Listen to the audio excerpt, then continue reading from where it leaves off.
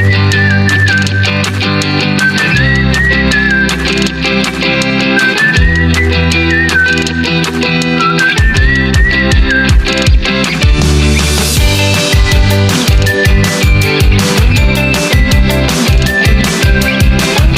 guys, kita lagi sama Kak Ania sama Jennifer. kita lagi hotel tour di Golden Tulip. Boleh tunjukin Kak? Halo, aku Kania, aku Marco, manajer di Hotel Golden Tulip Essential Tangerang. Sekarang aku lagi bantu anak-anak gue untuk hotel tour ya. Jadi sedikit putar-putar hotel. Mungkin sekarang kita lagi ada di Sport Lounge. Bisa tunjukin mungkin sini Sport Lounge kita. Ini salah satu fasilitas hotel yang kita punya. Ini adalah Sport Lounge kita, di mana Sport Lounge ini ada beberapa tempat fitness dan gym area yang bisa dipakai buat untuk publik, untuk tamu-tamu yang sedang menginap.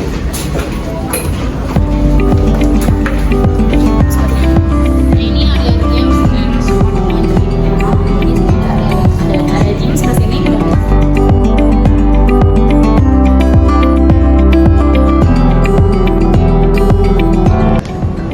Teras garden kita bisa dipakai, jadi biasanya buat birthday, arisan, sekarang di sini sebagai pakai event. Kalau event-event gitu ada minimal frequency? Ada minimalnya. Bisa kita kalau acara di sini udah minimal 10 juga bisa, maksimum di sini 50. Kadang pernah dipakai juga buat akad.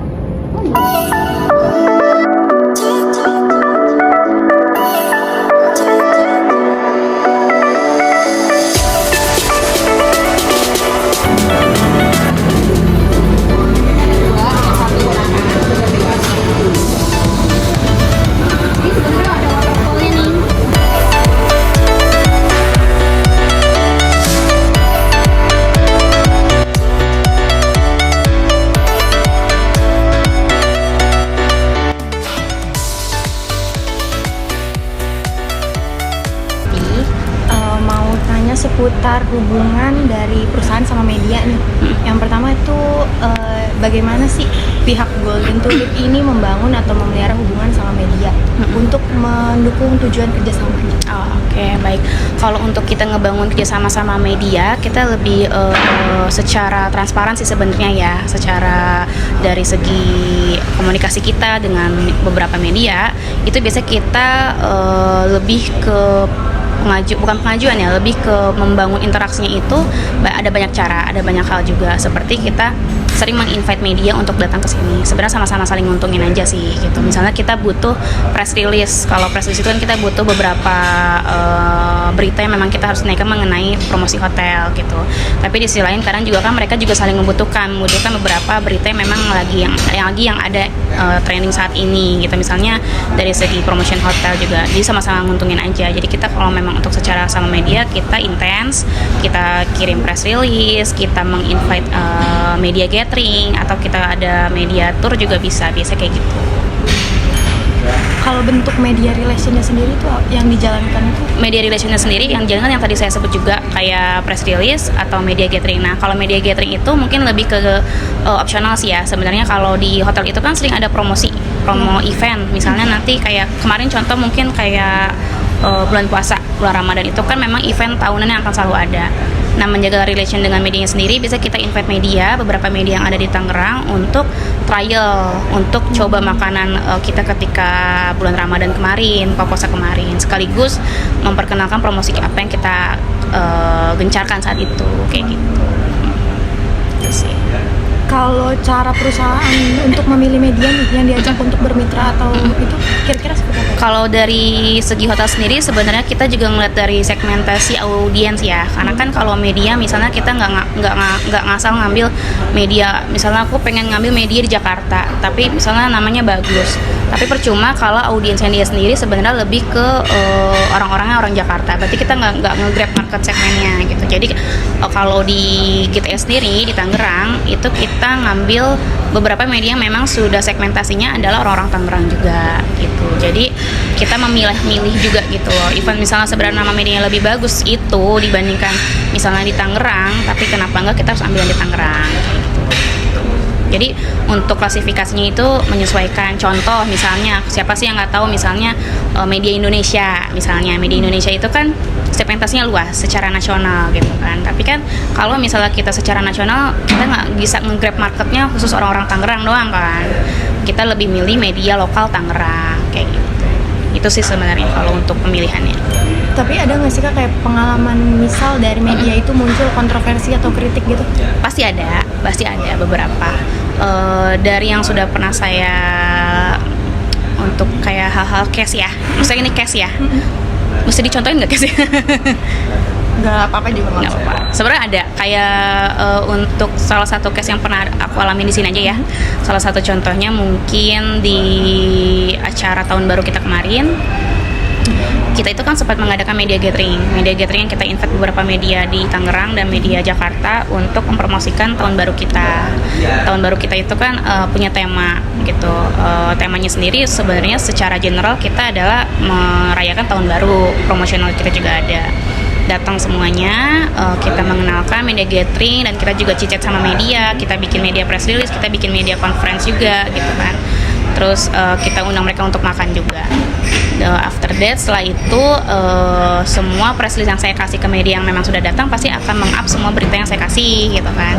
Tapi Terima kasih. ada sedikit bukan masalah sih, sedikit apa ya, ada media yang memang sebenarnya tidak di-invite dan itu bukan media yang memang secara harfiahnya itu ini bukan media secara apa ya, istilahnya itu media bodong lah gitu. Jadi memblow up bahwa acara kita ini menjual alkohol padahal tidak, seperti itu. Nah itu kan ada beberapa case yang memang nantinya kalau kalian kerja di bidang media atau PR atau relation pasti akan menemukan case-case seperti itu, dan untuk handlingnya itu juga nggak mudah dan itu harus tahu juga, saya itu kan harus memverifikasi juga, karena kalau misalnya media ini sudah memblow up secara berita yang sebenarnya tidak sesuai dengan apa yang kita jual, itu kan kita harus memverifikasi gitu, harus tanggung jawab juga, dan itu kita harus ada media yang memang harus negosiasi bagaimana cari jalan tengahnya, seperti itu aja sih. Hal-hal kecil seperti itu yang memang kita nggak akan pernah tahu kan ke depannya. Kalau misalkan dalam penyusunan press release itu kan pasti ada elemen atau kunci yang diperhatikan nih untuk kayak bisa perusahaan itu menarik di mata media. Oh iya, kalau untuk press release sebenarnya secara general itu pasti yang paling di highlight itu kan pasti dari judul ya. Dari judul juga kita harus yang memang sudah menarik di awal dari judul. Kedua dari isi media tersebut sendiri, dari isi media rilis tersebut sendiri, apa yang kita highlight untuk kita jualkan, apa yang kita highlight untuk dipromosikan. Terus ketiga mungkin lebih ke ada tokoh yang memang intrik di dalam press release itu, terus misalnya ada kata-kata dari GM kita sendiri bahwa apa yang kita jual, apa yang kita promokan situ masukkan ke dalam press release. Terus keempat, paling kita juga menginput beberapa media foto atau beberapa media foto yang memang dipromosikan. E-flyernya biasa kita attach juga di media press release gitu, karena kalau kita nggak attach di media press release, kadang kan media suka minta fotonya ya gitu, jadi itu otomatis langsung dari situ sih. Itu sih yang paling penting menurutku. Jadi ada news value-nya. Iya. Tapi di era sekarang itu kan maksudnya udah digital nih gitu kan. Kira-kira press release itu masih dibutuhin nggak sih? Atau enggak? Masih. Perusahaan itu bisa melakukan klarifikasi langsung kan? Bisa aja, tapi sebenarnya kalau secara, walaupun sekarang lebih ke media digital, tapi press release itu secara harfiahnya itu adalah bukti bahwa media rilis itu punya jejak digitalnya juga ada, secara dokumentasinya juga ada, dan menurutku, aku pribadi itu masih butuh press release itu.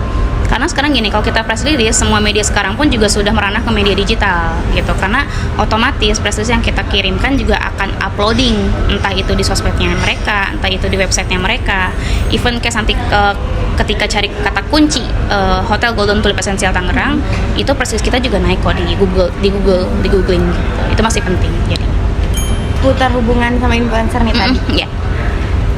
sejauh mana bekerja sama? Kalau sejauh mana kerja sama influencer sebenarnya sesuai kebutuhan hotel ya. Kalau aku pribadi di hotel ini sebenarnya nggak butuh-butuh banget. Tapi kalau yang udah pernah aku di beberapa hotel, memang influencer itu sangat penting karena buat naikin engagement kita untuk nge-branding hotel kita sendiri. Secara untuk influencer itu kan sekarang lebih merambahnya ke media digital ya. Jadi memang sebenarnya sangat dibutuhkan sih di hotel. Kalau untuk memilih influencer yang efektif gitu? Iya, itu juga ngaruh karena gini, misalnya kita mau ngundang influencer yang memang bisa meng-highlight apa yang kita jual. Contoh, ngapain gue ngundang Rachel V-nya kalau ternyata followersnya cuma anak bocah gitu kan, istilahnya gitu ya. Toh nanti aku nggak dapat grab market segmennya, siapa juga yang mau nginap gitu kan. Lebih baik aku mengundang influencer yang memang punya niche-nya itu adalah staycation reviewers gitu. Ya memang isi konten dia adalah mereview hotel, isi konten dia mereview F&B. Aku lebih baik mengundang influencer seperti itu. Okay. Yang terakhir kita mau nanya seputar fresh graduate sama tips karir. Boleh. Kira-kira keterampilan yang dianggap krusial bagi yang paling krusial di bidang PR? Aktif sih menurutku. Pokoknya harus update, kayak lebih update mengenai sisi digital. Sekarang itu perlu banget dalam media komunikasi, media visual itu harus merangkap ke semua digital, karena sekarang untuk PR or marketing itu hanya nggak sebatas ketemu orang, tapi kita juga harus lebih terbuka sama media digital. Kedua, aktif dalam berkomunikasi sih pastinya kan, ekstrovert kalau bisa. Karena kalau untuk media relation itu kita harus ketemu banyak orang, ketemu banyak relasi, itu harus banget. Dan satu lagi untuk yang kayak sekarang ini, kalau bisa tuh lebih bisa kreatif sih menurutku ya, kreatif dalam segi lu mau ngedit, lu bisa editing, lu bisa ngapain, itu tuh harus menurutku. Kalau menurut kakak nih ya, sebagai mahasiswa, kalau lihat cara pandang mahasiswa, misal itu kira-kira untuk menonjol di dunia kerja tuh apa ya? Maksudnya gimana ya? Maksudnya biar menonjol di dunia karir setelah lulus. Ya rajin-rajin aja sih kalau menurutku ya. Kadang kalau pertama kali kerja sebagai fresh graduate itu kan minim pengalaman, banyak ikutin workshop. Ini jujur ya, aku jadi PR atau markom, jurusan aku bukan markom, bukan PR atau bukan ilmu komunikasi, jurusan aku accounting. Tapi kenapa aku bisa ada di sini? Karena aku ikut banyak workshopnya itu desain grafis, workshop aku workshop komunikasi, workshop untuk mengembangkan dunia digital, itu semua dipelajarin secara mandiri. Dan tapi aku juga ikut workshop di luar itu. Jadi kita mengasah skill, ilmu kita nggak cuma dari kampus, tapi dari luar juga seperti itu kalau mau. Oke. Kan kakak tadi dari accounting ya? Iya. Terus ikut bisa jadi PR dan marketing karena ikut workshop. Iya. Ada tantangannya gitu nggak sih? Kalau dibilang tantangan sih nggak ada ya, karena sebenarnya gini, kadang aku yakin kalian masuk jurusan ini sebenarnya ada yang nggak sesuai passion. Iya nggak? Bener gak?